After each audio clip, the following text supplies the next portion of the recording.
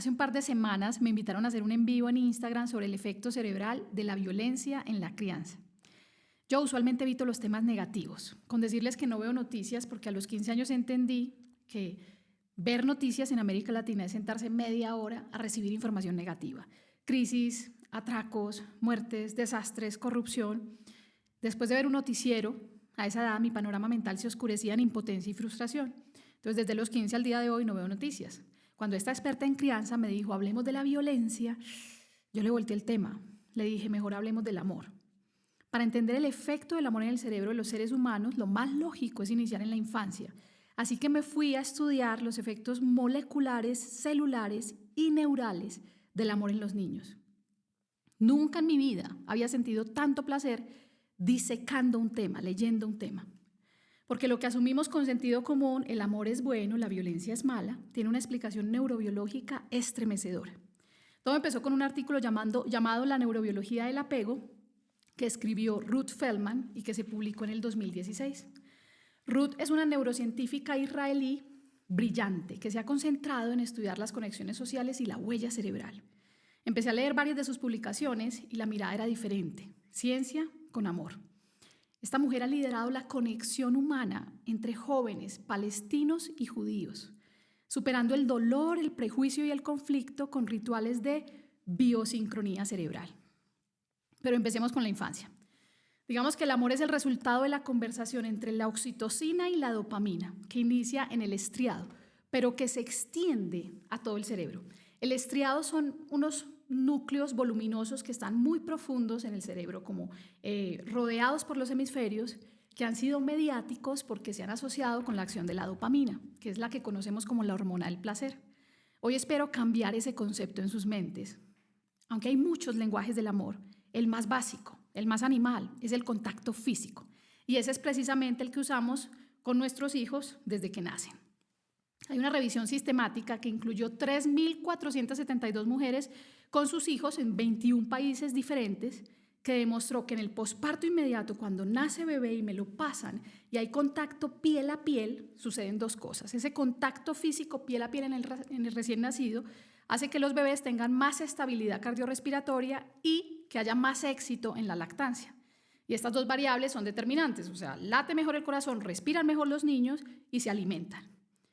Pero esto no es solo para los recién nacidos. La importancia del contacto físico ocurre desde que nacemos hasta la vejez. El apego en humanos, por definición, es duradero, es una relación a largo plazo. Esta intimidad profunda, y no estoy hablando de sexo, es esa conexión humana, supera el aquí y el ahora.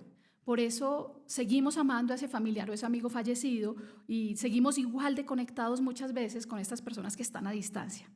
Ese contacto físico que es el abrazo, el beso, la lactancia, el colecho, libera oxitocina y dopamina. Pero lo más lindo es que la calidad, la intensidad y la duración del contacto físico va a determinar el número de receptores en el cerebro para oxitocina y dopamina. ¿Qué son los receptores? Son como las puerticas de entrada por donde entran estas moléculas. Para que me entiendan, imagínense en un concierto de un artista muy famoso, qué sé yo, Shakira, todo el mundo quiere entrar al estadio, pero solo entran aquellos que compraron el ticket. Ese ticket abre las puertas. Entonces, a mayor contacto físico amoroso en la infancia, hay mayor número de receptores en nuestro cerebro para que esa oxitocina y dopamina entre. O sea, más puertitas de entrada. Pero ¿por qué nos interesa tanto que entren estas sustancias, que se abren esas puertas? Estas dos moléculas, la oxitocina y la dopamina, entran a activar las neuronas y a crear vías, veredales, carreteras y autopistas en nuestro cerebro. Entonces la dopamina nos da vigor, esa garra, nos motiva, nos da fuerza en la relación y esto va más allá del placer. Pero como se siente bien, nos hace repetir la conducta. Y la oxitocina va a generar calma y tranquilidad porque va a la amígdala cerebral, que es ese centro de miedo, y lo silencia, lo acalla. Todos sabemos ese abrazo con la amiga que nos reconforta, está actuando la oxitocina. Esos miedos, quizás esas preocupaciones que tenemos, ella las silencia y ¡boom!, crea la memoria amorosa del evento. O sea, cuando recordamos y vemos una foto o un video de nuestros hijos y nos acordamos y sentimos ese amor, es la oxitocina que está actuando. Entonces, la dopamina y la oxitocina, estas dos moléculas se liberan de manera pulsátil como en una danza. Y el ritmo preciso, y esto es una reacción molecular muy compleja, inducen la producción de factor neurotrófico derivado del cerebro. Este es un factor de crecimiento mágico que va a funcionar como un abono o como un fertilizante para las neuronas. Entonces acá vemos que la dopamina construye, que no solamente es el placer, sino que crea cerebro. Entonces el apego, el contacto físico en la niñez, el apego está determinado por ese abrazo, por ese beso, por llevar al bebé montadito encima de uno, va a moldear el cerebro de los niños y va a impulsar y potenciar el neurodesarrollo. O sea, cuánto me consintieron, cuánto me abrazaron cuando niño, determina el camino que toman mis neuronas y, aún más importante, determina que se activen, que se enciendan. En medicina y en la vida, lo que no se usa se pierde. Y yo diría más agresivamente, lo que no se usa se muere, ¿sí? Esto es claro con los músculos que se atrofian cuando no hacemos ejercicio. Y las neuronas que no se conectan son como ramas de un árbol que caen, pierden esa conexión con la raíz, pierden su color verde, se secan y se mueren. En neurociencia hay una frase muy famosa que dice que las neuronas que se activan juntas se conectan entre sí, pero esto suena mucho más poético cuando lo decimos en inglés. Neurons that fire together, wire together. Sí, este lema lidera la teoría del ensamblaje. Cuando las neuronas se activan, se van ensamblando en un camino o en una carretera. Esto significa que el contacto físico, esa interacción en la infancia, va a activar las neuronas y las va a ensamblar. ¿Qué pasa si no hay contacto? Para que lo entiendan, les voy a contar la tragedia de los orfanatos de Rumania. En 1967, Nicolae Ceausescu llegó al poder. Este hombre era un dictador, un régimen de izquierda opresor en la época de la Unión Soviética, y él tenía una mente particular, y él decía, voy a aumentar la población para aumentar la economía. Entonces prohibió de todas las maneras inimaginables, posibles, el control de la natalidad. Entonces imagínense una población con una profunda escasez de alimentos, con un incremento desenfrenado de embarazos, con un aumento en picada de la mortalidad materna y el nacimiento de cientos y miles de niños no deseados. ¿Cuál fue el resultado? Miles de niños abandonados. Eran tantos que crearon muchos orfanatos para cuidarlos. Ese régimen cae, afortunadamente, en 1989, pero para esta época habían 100.000 niños recluidos. Estos niños permanecían en cunas, aislados, sin contacto físico, sin juegos, en condiciones infrahumanas, rodeados de sus propios excrementos. Y en los años 90, cuando se acaba el régimen, llegan las autoridades, ingresan médicos y se encuentran con una gran sorpresa, y es que están estos niños siendo bebés en cunas o más grandecitos en camas, en completo silencio. No había llanto, esos niños no lloraban. Estos pequeños fueron estudiados profundamente, con electroencefalograma, con neuroimágenes, con estudios de laboratorio, y comparaban a los niños de Rumania, de las familias estándar o normales, versus los niños de los orfanatos. Y luego compararon a los de los orfanatos que habían sido adoptados, porque llegaron muchas personas de Estados Unidos, Canadá y Londres, y adoptaron en los años 90 a estos chiquis, versus los que aún hoy siguen en orfanatos.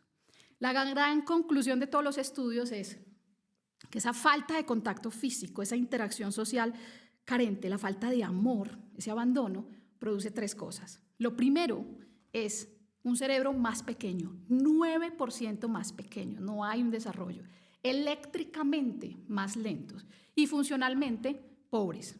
Esa problemática social me partió el corazón. Muchos de esos niños tienen hoy mi edad y han vivido una vida muy diferente y muy limitada. Pero a partir de esto surgieron muchas líneas de investigación. Hoy sabemos que el contacto físico amoroso en la infancia determina mayor inteligencia, mayor capacidad de regulación emocional y mayor capacidad para socializar. Y es que los niños que viven en abandono no reciben ni dan miradas, abrazos, besos, no hay lenguaje, no hay conversaciones, no hay canciones tarareadas, no hay risas, no hay colecho, no hay baile, no hay saltos. Entonces esas neuronas sencillamente no se activan, no se conectan unas con otras, no se ensamblan, y esos circuitos o esas carreteras o autopistas no se crean. Entonces no entra la oxitocina y la dopamina porque no se liberan. ¿sí? No se crean estos caminos neurales y ese factor de crecimiento se reduce y las sinapsis disminuyen hasta en un 25%. Normalmente cuando un bebé llora, llora porque necesita ayuda, está pidiendo atención, y su madre se acerca, el tallo cerebral libera unas endorfinas muy potentes que lo calman. O sea, bebé ve a mamá y se calma porque las endorfinas lo tranquilizan. Pero si mamá nunca llega, el bebé no se va a regular, ¿cierto? Y no va a aprender a autorregularse en el futuro. Entonces, si los padres, mamá y papá, no están porque es un huérfano, por ejemplo en Rumania, o porque no están emocionalmente disponibles por una enfermedad mental, por adicciones o porque viven trabajando, esos chiquitos no se van a regular. Y finalmente van a dejar de llorar, como los niños de Rumania que ya ni lloraban, porque nunca aprendieron a regularse. O sea, para regularnos necesitamos de otros en la infancia. Digamos que hasta aquí podemos entender que el amor crea neuronas, que el apego induce liberación de oxitocina y dopamina que entretejen a nuestro cerebro y que sin amor el cerebro nunca va a llegar a su potencial. Y esto empieza en la infancia, pero continúa hasta la vejez. Para mí este es el descubrimiento más potente que he entendido este año. Y es que por décadas hemos subestimado el abrazo, el beso, tomarnos de la mano, pero gracias hoy a las herramientas tecnológicas que tenemos, a electroencefalograma, neuroimágenes funcionales, entendemos cómo funciona la sincronía biológica, que en su mayor parte es invisible a nuestros ojos. El amor es invisible, pero se los voy a contar.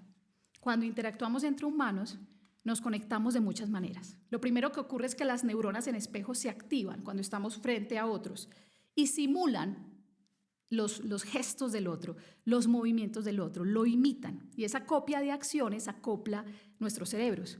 No sé si han visto una pareja de novios o de esposos que ya casi que hacen los mismos gestos. Incluso incorporan una especie de lenguaje con los mismos tonitos. Esta semana pude observar a mi hermano con su novia y ya los dos hablan así, ese lenguaje que crea cada pareja, que es especial de cada pareja. Eso también pasa mucho con nuestros hijos. Para mí en este nuevo mundo de creación de contenido yo he tenido que grabarme yo haciendo reels y mi hijo que tiene 5 años, el mayor, me observa atentamente y un día le dije, cielo, hazlo tú. Le puse el micrófono y él valientemente empezó a hacer lo que yo hacía. Empezó a hablar del cerebro y movía sus manos tocándose un pelo imaginario y las movía exageradamente, exactamente como yo lo hago. Y este es precisamente el éxito del cine, las neuronas en espejo, que tenemos distribuidas en todo el frontal y en todo el parietal. Estas neuronas en espejo nos permiten, cuando vamos a cine, ir más allá de esa relación fría, distante de espectador. O sea, nosotros miramos cara a cara al actor y juramos que lo conocemos. ¿Quién no recuerda el gesto facial clásico de su actor favorito? Por ejemplo, los movimientos y las posturas de baile de Michael Jackson. Esas pasaron a la historia y es difícil observarlas sin intentar hacerlas. O, por ejemplo, la sonrisa de bufón perturbado de Jack Nicholson. Esa no se nos olvida. Los humanos somos energía eléctrica. Cuando nos miramos cara a cara y conversamos, las ondas eléctricas, la actividad eléctrica de nuestro cerebro se sincroniza, se alinean, tanto en frecuencia como en amplitud.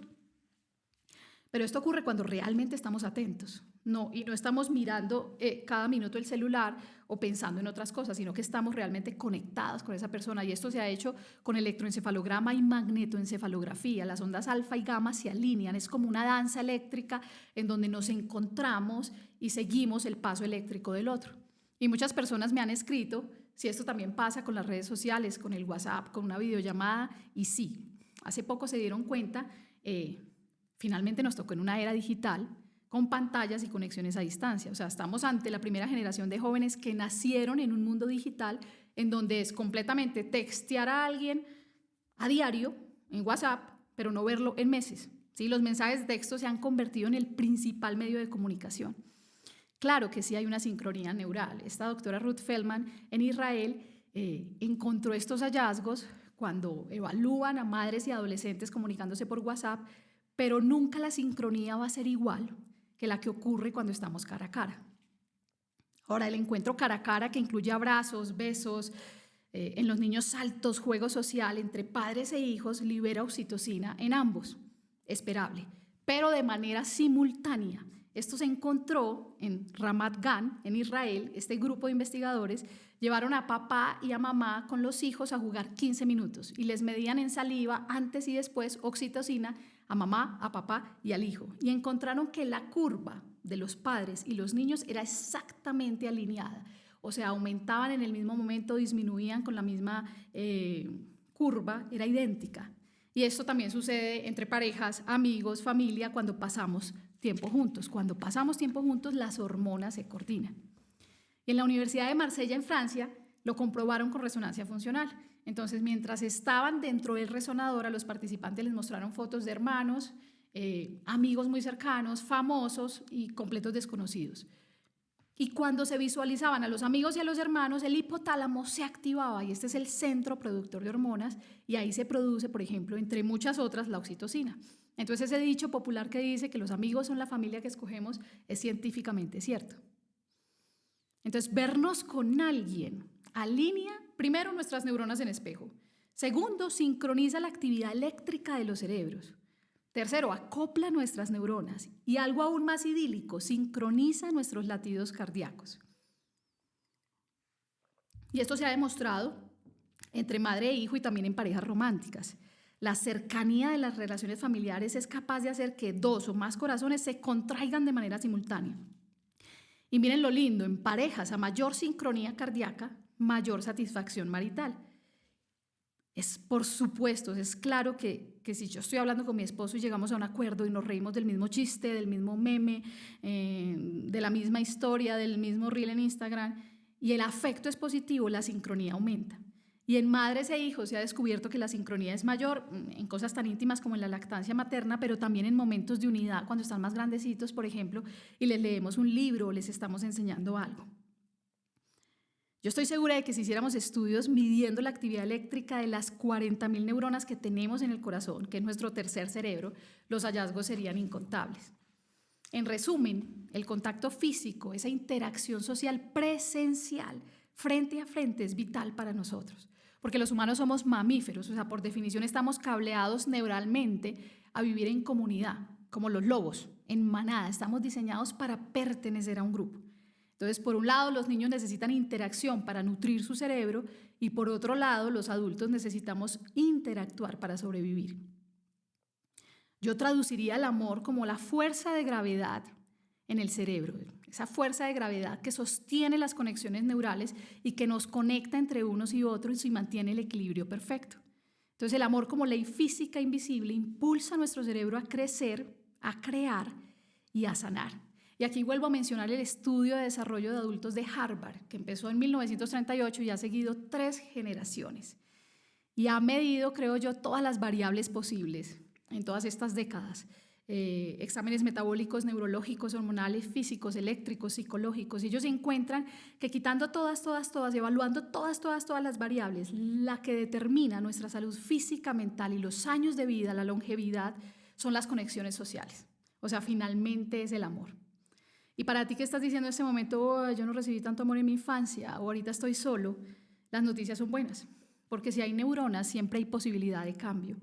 Este episodio es una invitación para conectar físicamente, para dejar la pereza, para salir de la casa, ir a vernos con los amigos, para visitar a los papás en ese pueblito y caerles de sorpresa, parar el ajetreo y conectar de verdad con nuestros hijos en tiempo de calidad, para dejar a un lado las preocupaciones y las labores sin fin que tenemos y tener tiempo de calidad con nuestras parejas, con nuestros esposos. El amor es una historia sin fin, pero debemos construirla. Yo los invito a seguirnos en el podcast, en Instagram, en YouTube y a compartir nuestro contenido. Nos vemos en el próximo episodio.